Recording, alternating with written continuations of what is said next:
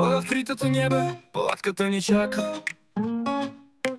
Язовира блести, а вятърът ни шепти: тук сме с децата, далеч от градския шум. Чистият въздух ни дарява със свобода и ум. За риболов се иска търпение и страст, не пред екрана, а с водица в ръка. Научи се да чакаш мълчание, да растеш. Реалността е по-добра от всяка игра.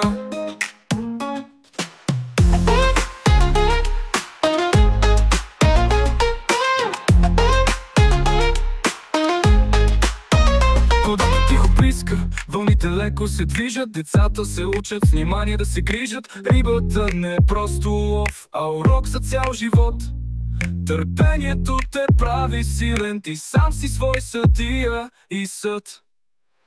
За риболов се иска търпение и страст, не пред екрана, а с водица в ръка. Научи се да чакаш мълчание, да растеш. Реалността е по-добра от всяка игра. Водата тихо плиска, вълните леко се движат. Децата се учат с внимание да се грижат. Рибата не е просто лов, а урок за цял живот. Търпението те прави силен, ти сам си свой съдия и съд. Вземи въдицата, почувствай светлината. Тук далеч от шума ще намериш свободата. Природата ни зове, ръцете ни са връзка. Между нас и земята, в нея се крие истината. За риболов се иска търпение и страст, не пред екрана, а с водица в ръка.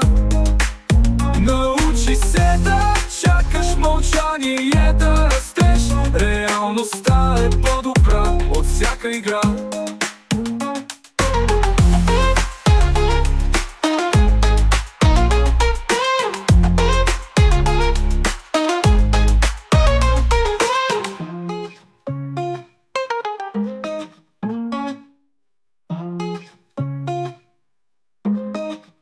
За риболов се иска търпение и страст, не пред екрана, а с водица в ръка. Научи се да чакаш мълчание, да растеш. Реалността е по-добра от всяка игра.